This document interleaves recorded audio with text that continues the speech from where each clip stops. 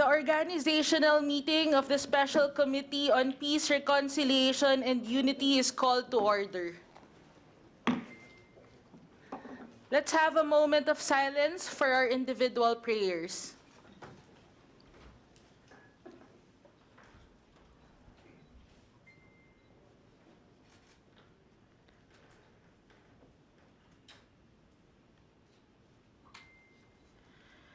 Committee Secretary, please call the roll of members. Madam Chair? Yes, I believe we have plenty of discussion later. So may I respectfully move that we dispense with the roll call so that we can proceed with the agenda of today's committee meeting, Madam Chair. I second that. There's a motion to dispense with the roll call. Are there any objections? Hearing none, the motion is approved.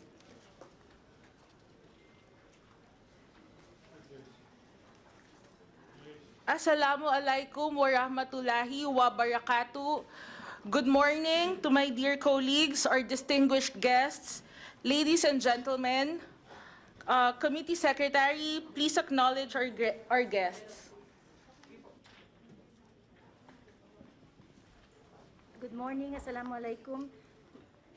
Madam Chairperson, our guests for today, from the Office of the Special Assistant to the President, ASEC Ria Lumapas.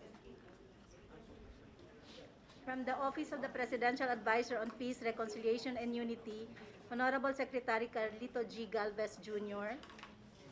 He is with Undersecretary Isidro Purisima, Assistant Secretary Will Ben Mayor, Director Wendell Orbeso, Director Jana Hill Gallardo, Director Susan Marcaida, Executive Director Cesar de Mesa, Director Farah Naparan. From the Department of National Defense, we have OIC Secretary Jose Faustino Jr. He is with Undersecretary Ignacio B. Madriaga, Commodore Ruben B. Fajardo, and Colonel Jacob Tadeos M. Obligado. From the Armed Forces of the Philippines, we have Lieutenant General Bartolome Vicente O. Bacaro, our Chief of Staff, MGen Romulo A. Manuel Jr., Deputy Chief of Staff for Intelligence, J2, MGen Alex Asriliera, PA, Deputy Chief of Staff for Operations. We also have the support staff, Major Gifford Esguerra, PA, Security Officer. From the Philippine National Police, we have Police Colonel Percival Augustus P. Placer, Chief Peace Process and Development Center, PPDC. Police Colonel Roque Arcos Bausa, Chief, PNP Lola, HOR. NUP Jacqueline De La Cruz, PNP Lola, HOR.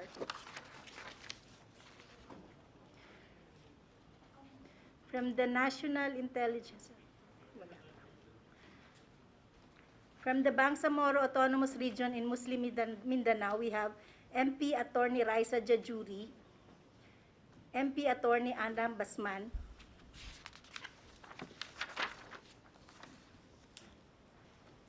from the Bangsamoro Autonomous Region in Muslim Mindanao, Provincial Governors, we have Governor Abdul Sakur M. Tan. He is with 15 mayors. We have Mayor Kerkartan of Jolo, Mayor Nurhan Berto of Pandami, Mayor Ben Tahil, Mayor Abdurauf Burahan from Pata, Mayor Widsfar Sahidula from Bagigi, Vice Mayor Morsid Estino from Panglima Estino, Mayor Nursamir Halun, Kalingalang, Kaluang, Board Member Abdur Razamizer Burahan. We have Tabi-Tabi Governor Ismael I. Sali. He is with Honorable Benjamin Ibrahim. And we have Governor Bay Mariam S. Mangudadato of Maguindanao. We also have Sultan Kudarat Governor Dato Pax Ali S. Mangudadato. That would be all, Madam Chairperson. Thank you, Committee Secretary. Assalamu alaikum wa rahmatullahi wa barakatuh. Once again, a pleasant morning to my colleagues, our distinguished guests, ladies and gentlemen. Thank you for coming and welcome to the meeting of the Special Committee on Peace, Reconciliation, and Unity. First and foremost, I would like to express my utmost gratitude to the House leadership headed by our Honorable Speaker Ferdinand Martin Romualdez for entrusting this representation to lead the Special Committee on Peace, Reconciliation, and Unity. The subject of this committee is not new to me and very much a major concern of our people where I come from. To our beloved Speaker, I am truly grateful. This committee has been created way back in the 13th Congress and since then participated actively in the various Philippine peace negotiations. It played a major role also in the legislation of the proposed Bangsamoro Basic Law in the 17th Congress to the Bangsamoro Organic Law or RA number 11054 in the 18th Congress, where I was the vice chairperson of this committee. It was also instrumental in the enactment of Republic Act number 11593 or resetting the regular BARM elections to 2025 last Congress.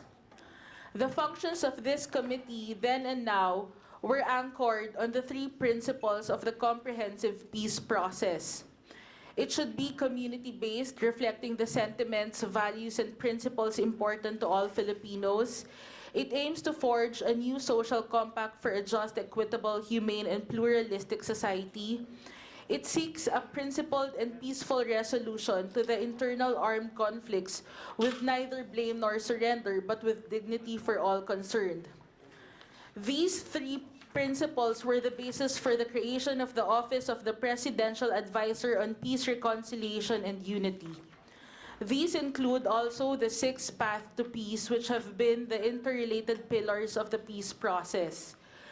Pursuit of social, economic, and political reforms, consensus building and empowerment for peace, peaceful negotiated settlement with different rebel groups, programs for reconciliation, reintegration into mainstream society, and rehabilitation, addressing concerns arising from continuing armed hostilities, building and nurturing a climate conducive to peace.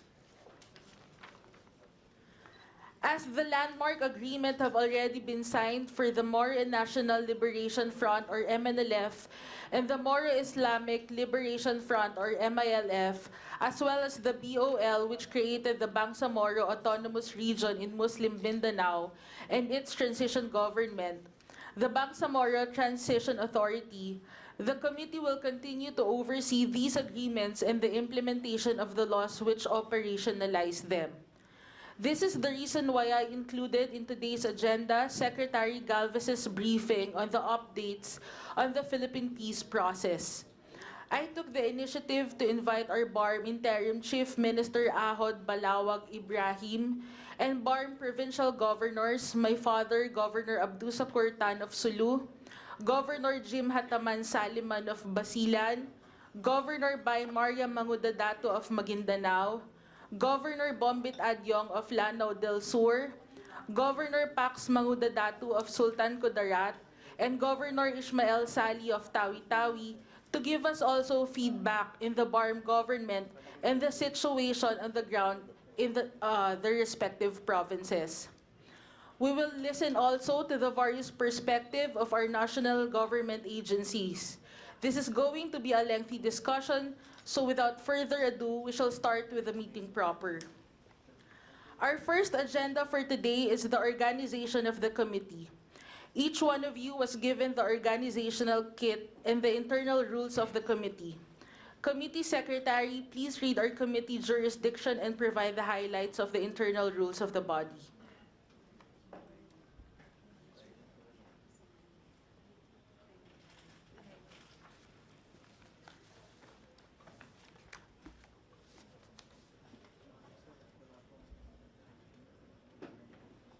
Thank you, Madam Chair.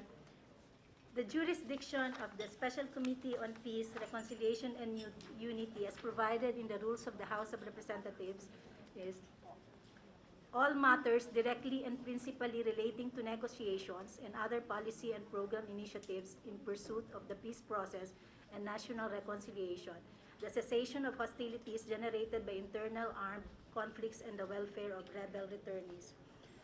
The membership of the committee is composed of 20 members, the chairperson, 4 vice chairpersons, and 15 members.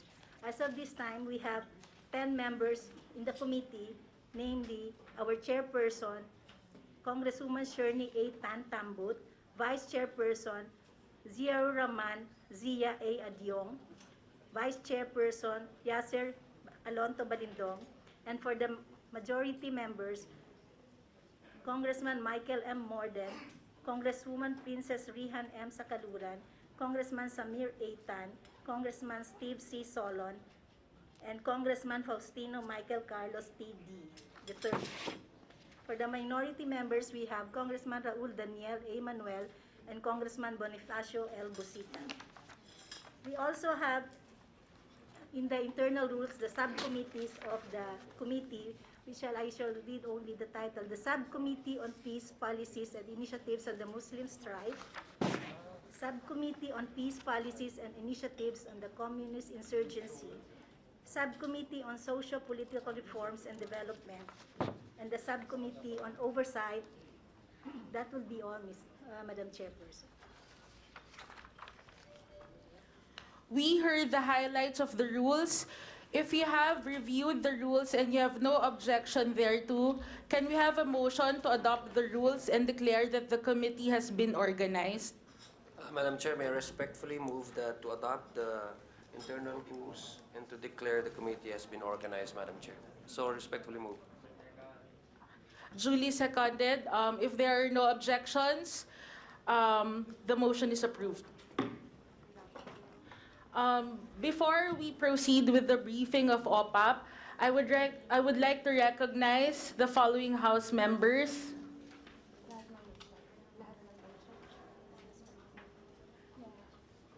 Congressman Ziaur Rahman Alonto Adyong, Congressman Steve Solon, Congressman Bonifacio Busita, Congressman Munir Orbison Jr., Congresswoman Franz Castro.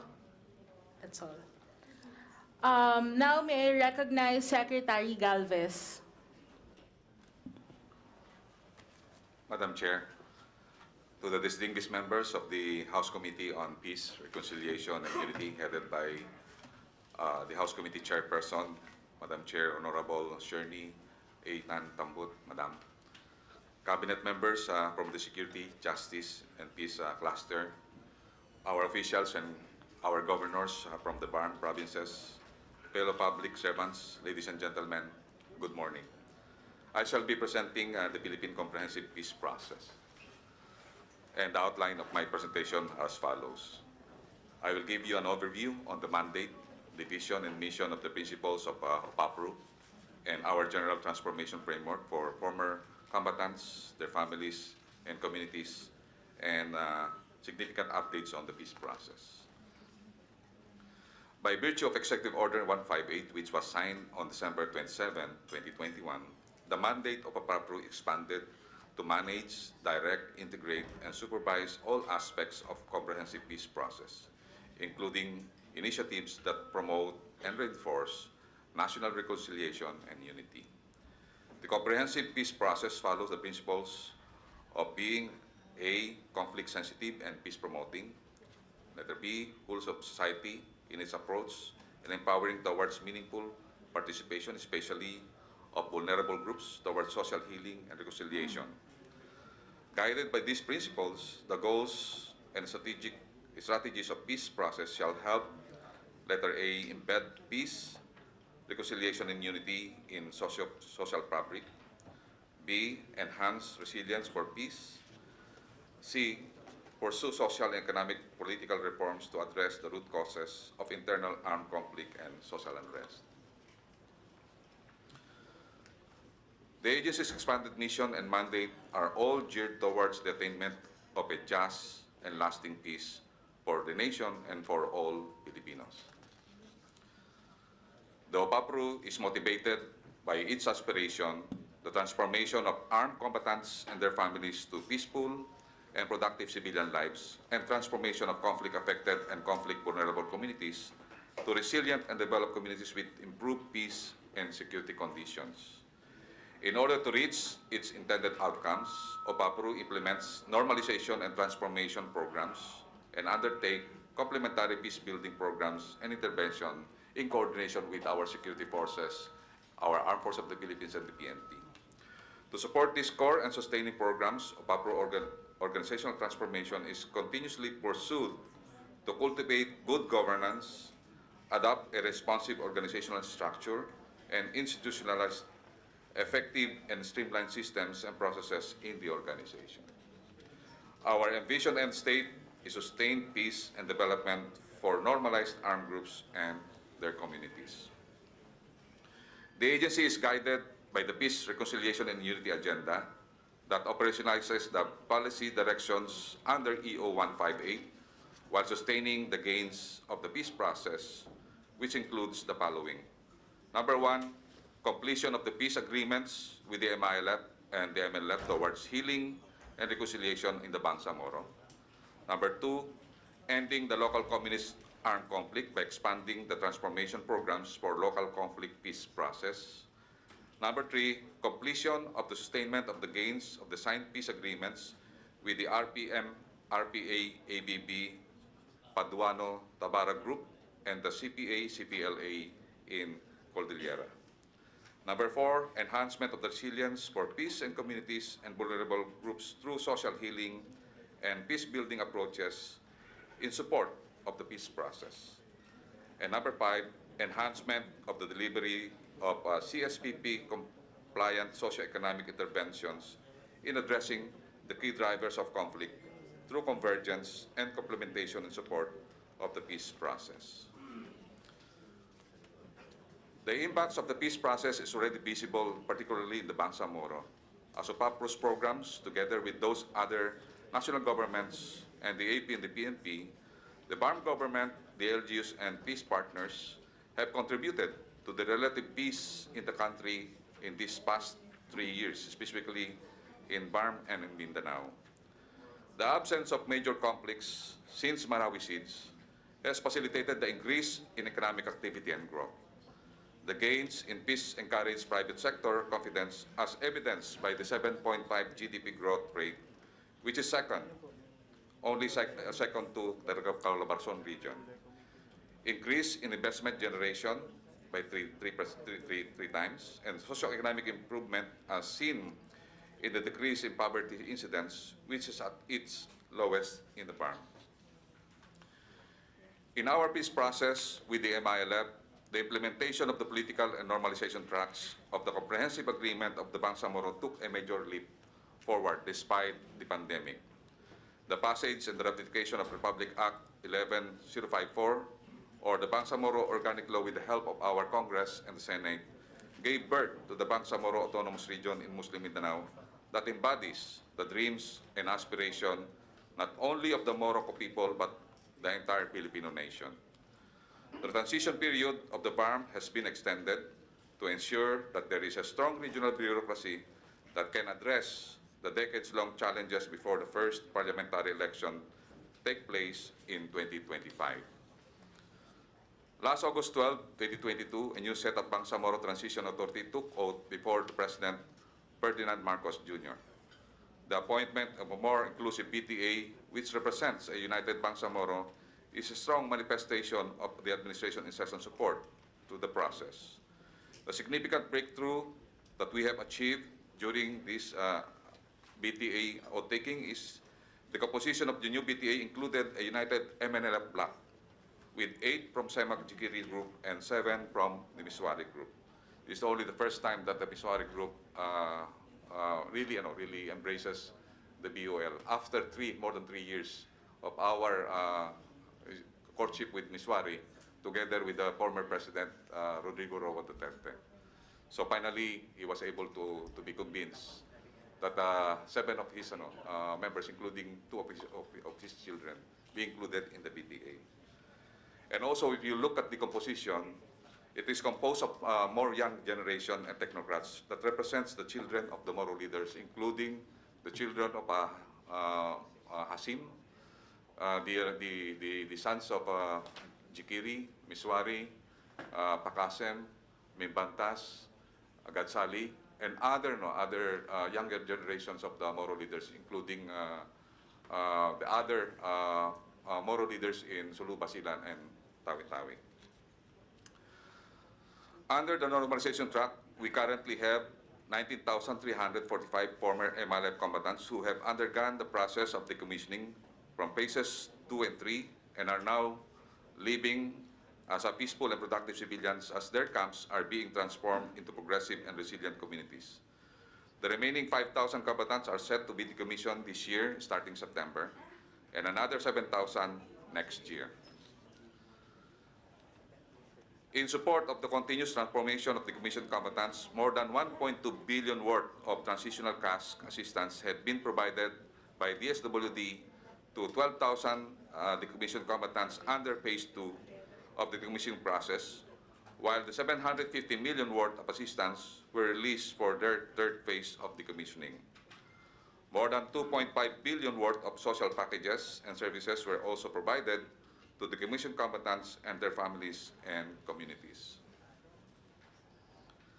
On the disbandment of private armed groups, 15 out of 18 verified armed groups were disbanded, with 94 members and 86 firearms recovered. The management of small arms and light weapons, the PAPRU entered into MOA with 5 provincial LGUs in 2020 and 3 provincial LGUs in 2021. A total of 570 loose firearms were surrendered and 4,961 were stenciled for accounting. Individuals who turned in their weapons were provided with livelihood assistance. The Western Mindanao accounted for more than 1,337 loose firearms from January until April in 2018, in line with the campaign of the government against loose firearms. Our success under security component of normalization is part of our effort to ensure that all provisions in the signed peace agreement are implemented. We also demonstrated our sincerity to fulfill all commitments made with the Moro National Liberation Front under the 1996 Final Peace Agreement. The government established 2 peace negotiating committees to engage Professor Nur Miswari and Muslim Sema to further strengthen in GPH's MLF peace process. But last Thursday, we met all the group, and they agreed that they will be united into one MNLF block in the BTA. So there will be one speaker, which is Attorney Parcasio, will be their spokesperson. So they now belong to a single MNLF, and they said that they belong to the single BTA. The MNLF has become an integral part of the Bangsamoro Transition Authority, wherein members from the SEMA and Miswari groups represented MNLF. The transformation programs is being finalized to pave the way for the meaningful transformation of MNLF combatants and their families. The appointment of Nur Miswari as Special Envoy to the Organization of Islamic Cooperation played a crucial role in ensuring the continuity of the MNLF's support to peace, reconciliation, and unity agenda of the administration in partnership with the OIC. Relative to the implementation of the transformation program, the GPH and the MNLF SEMA group agreed to establish security mechanisms for the implementation of the security component of the program. The joint undertaking with the MNLF shall ensure the implementation of the security processes such as the validation and verification of more or less 7,000 MNLF combatants who shall undergo the transformation program starting this year. These 7,000 combatants those combatants were not included for the integration program on the 1996 Final Peace Agreement. And most of these are located in Sulu, Basilan, and other parts of Maguindanao and also Lanao. So, yun po ang sabi po ng ating mahal na Presidente na wala po tayong iwanan. And during our consultation with the previous panel, General Ermita, we found out that during the time, Miswari is negotiating for the 14,000 MLF fighters, but the AEP only agreed for 7,000. So we look for the 7,000 remaining, and we will try to provide necessary support for them as they are included on the MNLF organization. As part of the harmonization, convergence, and transformation effort, at least 11,062 MILF and MLF combatants were able to register for the special qualifying eligibility examination of NAPOLCOM that was conducted on May 29 in the island provinces of Basilan, Cotabato, and out of which 7,145 MILF and MLF have passed the examination. We would like to thank the NAPOLCOM and also the PNP for the support and also the what we called it the pre-qualifying test that they have conducted in order to prepare our MNLF and MILF brothers. Madam Chair and the member of the committee, we feel that once this integration will happen to the PNP, there will be a substantial piece in order that will happen in BARM, considering that most of our MNLF and MILF will be part of now of the community policing process of the Bangsamoro. Next slide, please. Meanwhile, in support of the National Task Force to End Local Communist Armed Conflict, we are continuously conducting localized peace engagement through community consultation and local peace dialogues with rebel groups to encourage them to turn back from the armed violence. This is in coordination with the different government agencies, particularly the security sector, the DND, the AEP, the PNP, and the DILG, under the direction of the National Security Advisor. In cooperation with the Davao del Norte Provincial Government, we were able to establish a peace village in Talengod for 125 IP families from Haran. Actually, this is a project of the former 10th Division Commander and ISMICOM Commander, now our Secretary of Defense, Secretary General Faustino. In order to sustain the LPA efforts, a comprehensive transformation program for former city rebels is also set to be implemented, aimed towards addressing the needs of the former CTG rebels, their families, and communities through a holistic and convergent implementation of the security, socioeconomic, and social healing, reconciliation, and confidence-building programs. These programs are being supported by the National Task Force LCAC mechanisms as shown. The historic signing of the Declaratory Implementing Document with the RPA-ABB, Tabara Paduano Group, or Kapatiran, on July 9, 2019, helped fast-track the transformation process of the group's member. 727 Kapatiran members were decommissioned and received a livelihood settlement grant amounting to 50,000 each. The grant is being used to implement their chosen livelihood projects, supported by complementary development programs implemented through multi-sectoral partnership and multi-agency of the government. Community defense units were deployed as an interim security arrangement for the Kapatiran settlement site under the Armed Forces of the Philippines. The Kapatiran is being shepherded by the Joint Enforcement and Monitoring Committee headed by Yusek Llano and the Provincial Governor, Governor Miraflores. The peace process with the Cordillera Bodong Administration, Cordillera People's Liberation Army, continues to move forward. At least 339 inventoried firearms owned by CBA-CPLA members were turned over to the Police Regional Office Cordillera and destroyed at Camp Bado, Daungwa last 2020. 498 former rebels of the CPLA and the next of kin are now employed as forest guards in the Cordillera region. The normalization program covers a total of 232 barangays, wherein 37 have been served through the Sustainable Inclusive Peace and Transformation, or SIPAT program. There are 220 old guards and martyrs, of which 70 were documented, while the rest is ongoing. Under the Special Educational Assistance Program, a total of 100 CBA-CPLA next of kin were endorsed as grantees under Batch 1.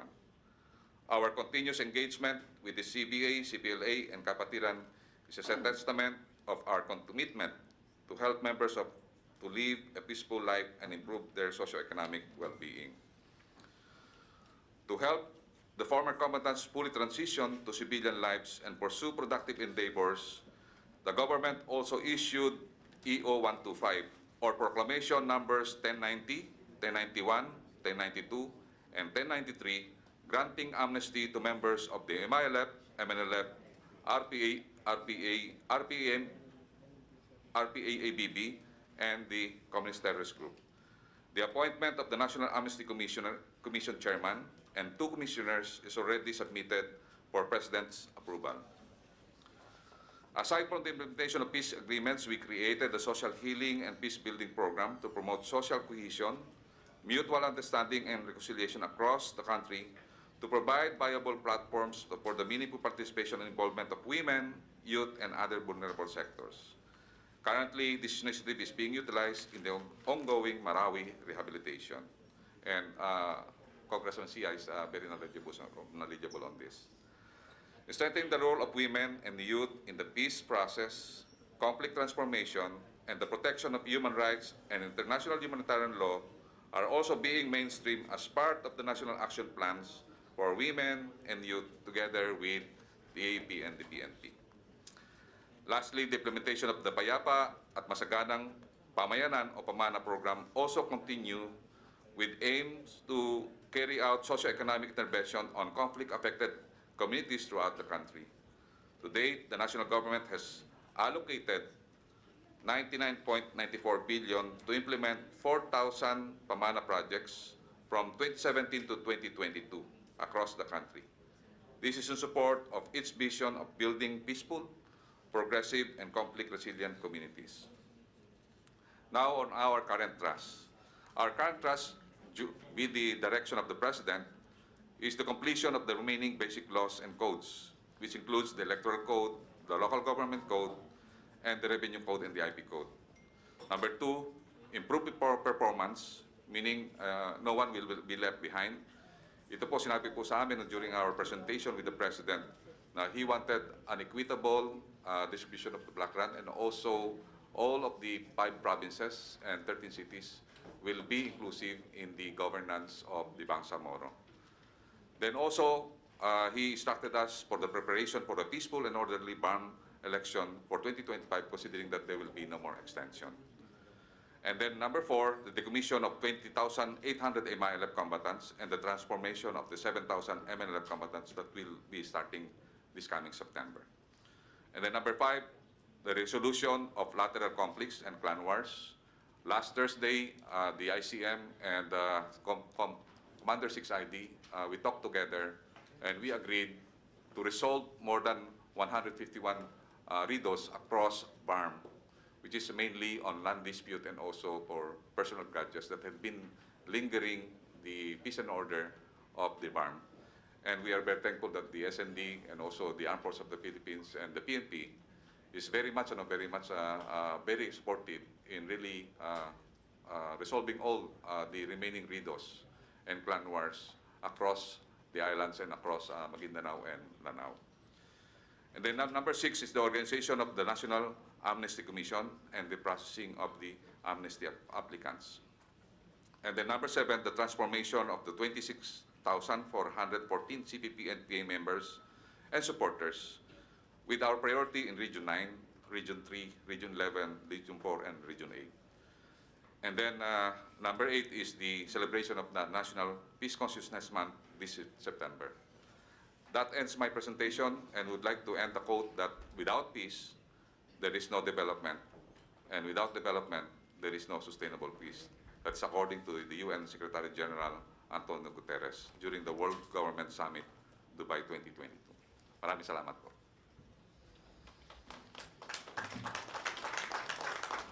Thank you, Secretary Galvez. The floor is now open for interpellation. First, we will hear the interpellation of our House members, and then we will give a chance to our guests to voice other concerns or give us a feedback about what's really happening on the ground. House members, does anyone want to interpellate? Yes. Perhaps a quick question to Secretary Galvez, Madam Chair, if I may be allowed. In your last slide, Secretary Galvez, and thank you very much for coming in today's committee meeting. The amnesty application right now, what is the status? I believe there are current members of the BTA who are also filed for amnesty application. What is the status of this application?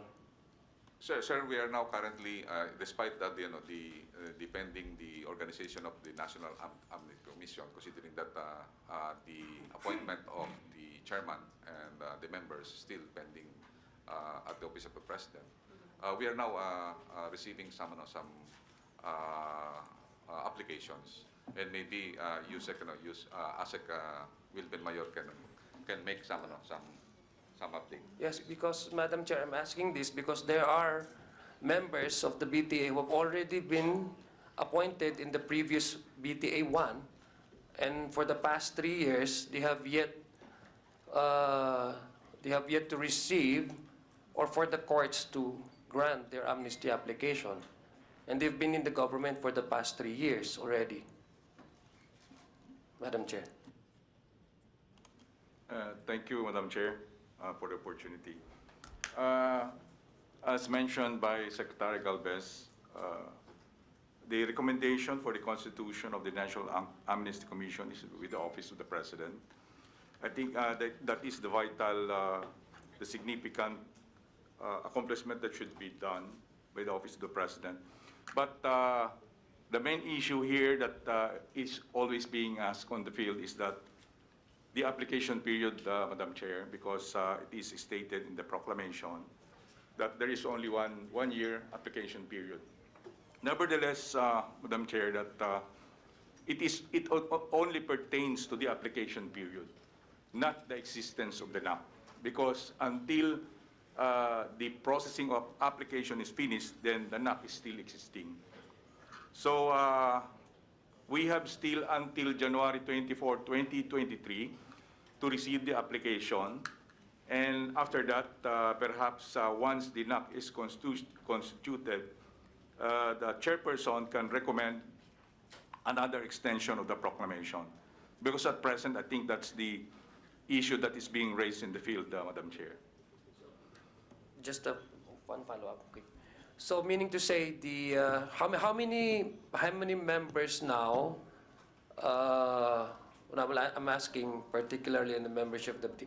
How many? You don't need to mention the names, but how many members are have already applied for amnesty, and their status is still pending? How many of them? Do you have the number?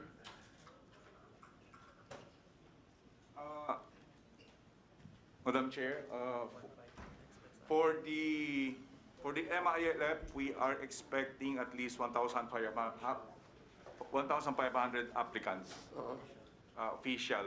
We're still expecting more of this once the NAP is constituted.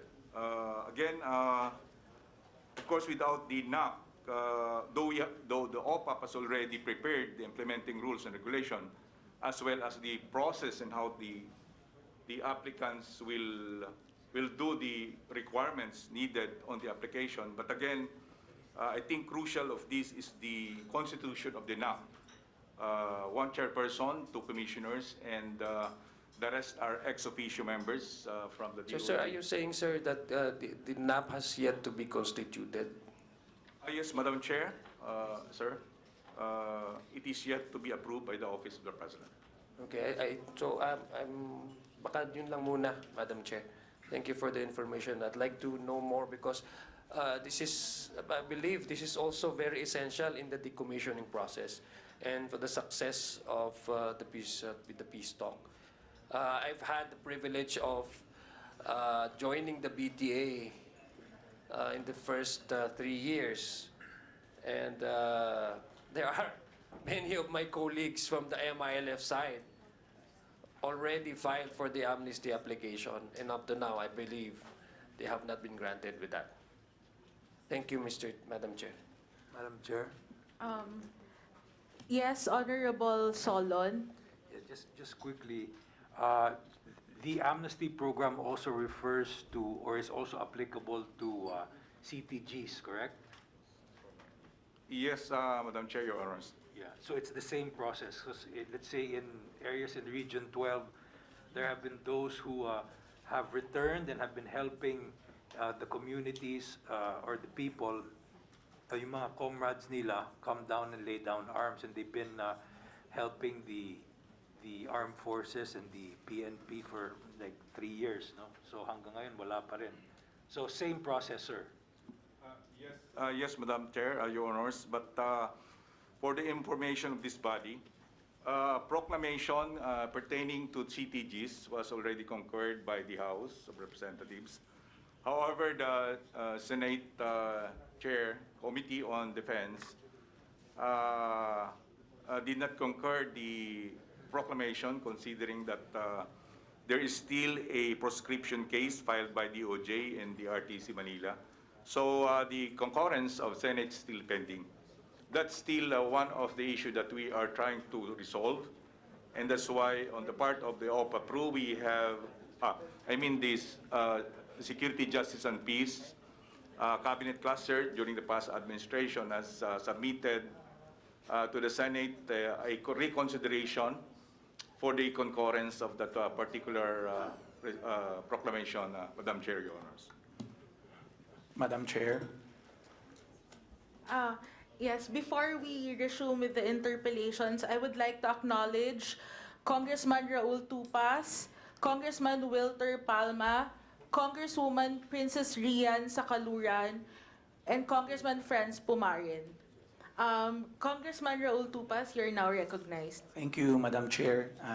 This is just for clarification and in support of the issues raised a while ago by Kong Adjong and Congressman Solon. We all believe that reintegration will never be successful without the amnesty program.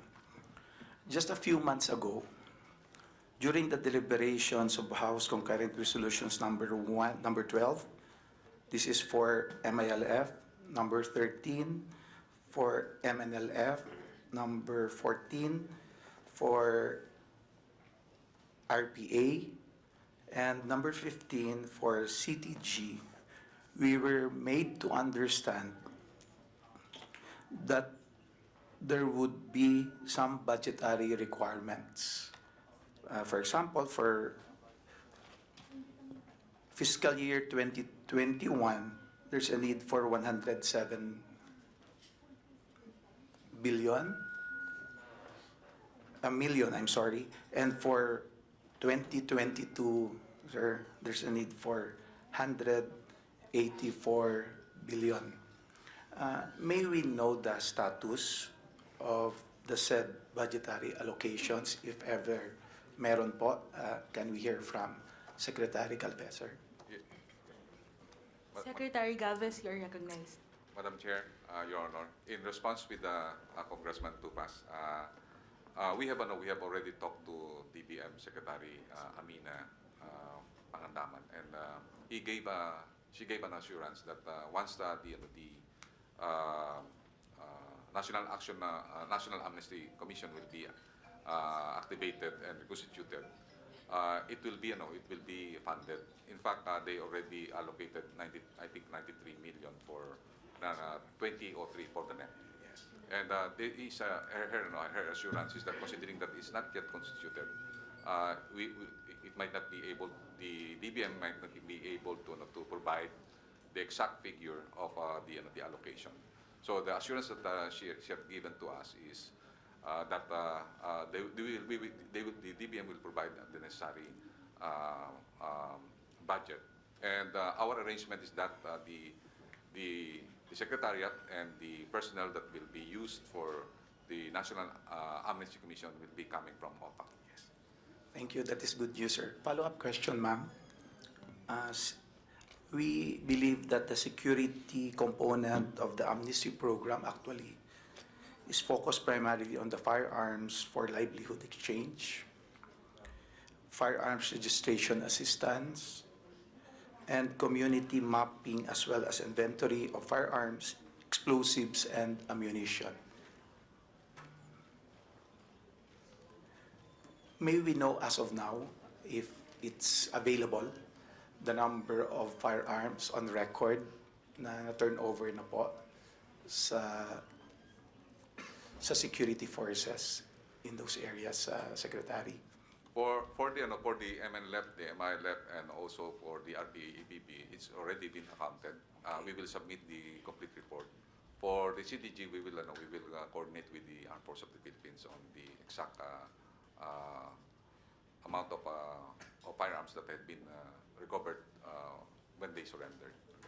But for the three armed group, it's been recorded and it will be furnished to the committee. Thank you, Secretary. Ma'am, as Chair of the Committee on National Defense, we will work closely with your committee in order for us to attain all our objectives, especially on winning the peace. Thank you, ma'am. Thank you, Congressman Tupas. Yes, I was just about to acknowledge Congressman Raul Daniel Manuel. You're now recognized. Yes, good morning, Madam Chair. Good morning to our colleagues and to our guests.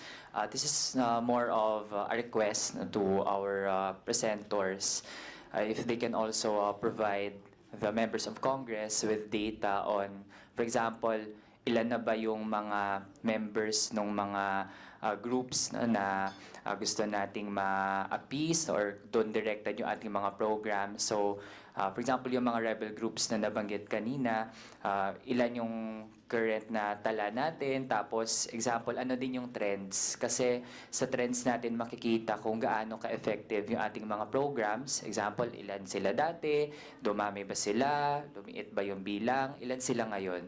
That would help Congress to ensure din na mabigyan natin ng tamang budget yung mga programa na address sa kanila. And it would help din dun sa evaluation nga ng mga programs, lalo na't papasok na rin tayo sa budget deliberations, and those figures would help us have a scientific basis sa paano natin popondohan yung ganitong mga bagay. Yun lamang, Madam Chair.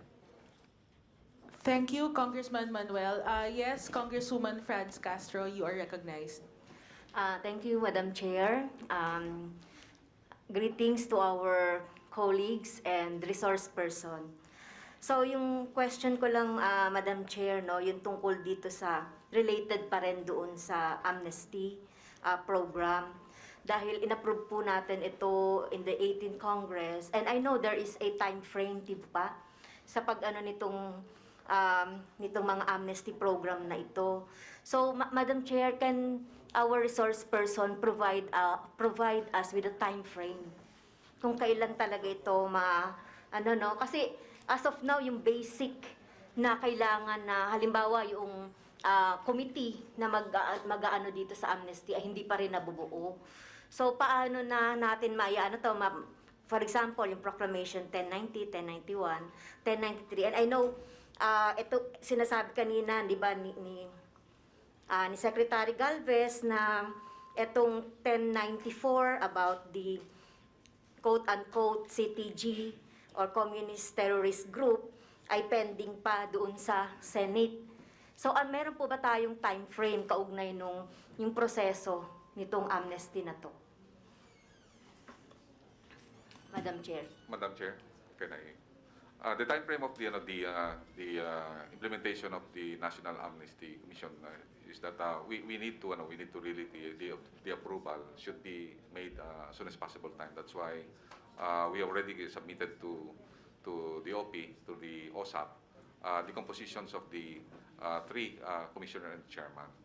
So our timetable is by September. We will start immediately the processing, considering that we expect that by September the appointment is already completed.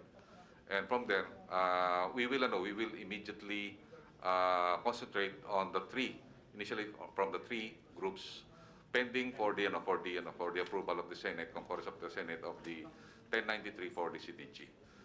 Madam Chair, we rest assured that though we are pressed by time, we are doing already the initial application processing, and we are now in the process of really organizing with the NAC, and then we're just waiting for the approval. So for 4 months, this coming September down to December, we will process massively the applications, particularly for the MNLF and the MILF and the RPA-ABB and also the CPLA.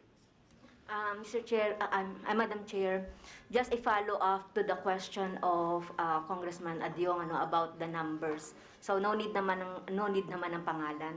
So can Secretary Garbes provide us halimbawa yung ilan na po yung nag-apply dito sa 1090, 1091 and 1093.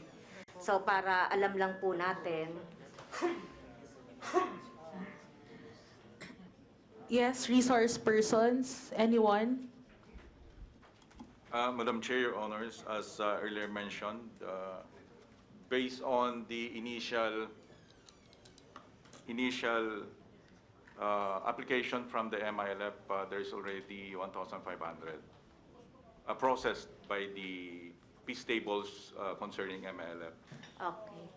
Madam Chair, submit na lang po sa atin kung ilan yung number dun sa MNLF, tsaka RPA. And last question, Madam Chair, nabanggit kasi about kasi ang approach ng government natin ay local peace process doon sa quote-unquote CPG. So may we know, Madam Chair, kung ilang mga community na meron tayo na peace process nationwide with this, at ma-provide tayo ng number, member ba yun, per individual po ba yun, Madam Chair, or per family, or whatever, or per community? Pwede po ba tayo ma-provide ng, Madam Chair? Resource person? Madam Chair, for the information of the Madam Chair and also the committee, we have two major regions that we have local peace engagements, very successful, in CAR and also in region 6. Especially in Aklan. And then we are now establishing a good local peace engagement in Region 9, wherein more than four guerrilla fronts have been dismantled, completely dismantled. And now we are looking at more or less more than 300 to 600 combatants and families that will be rehabilitated. So we will be going there by Thursday, and we will communicate with the division commander. And then also with Region 11, we are expecting that more or less there are more than 1,000 combatants that will be having a transformation program. Also Region 8, Region 3, and Region 4. These are the priority areas that we saw that there is a massive dismantling of the guerrilla fronts. In fact, the local peace engagement have greatly weakened the local guerrilla fronts of the CPP and PA. And we accounted since the implementations of EO70, the National Task Force ERCA, we accounted that more than 60 guerrilla fronts had been dismantled through the effort of the Armed Forces of the Philippines, the AP and the PNP, and also with the DILG, and also with the NSC, including the peace, justice, and security cluster. That's all. Last na lang, last follow-up. We will submit the Yes, Yes, ma'am. So dito po sa binanggitan ng Madam Chair, so pwede po tayo mabigyan siguro ng program and budget dito sa sinasabi po natin na mga local peace process dito sa ating mga CPP, NPA, NDF. Thank you, Madam Chair. Secretary Galvez, please furnish Congresswoman Franz Castro with the documents that she's requesting. Yes, And us also, the chair. Yes, madam. We will. Thank you. We will furnish. Thank you.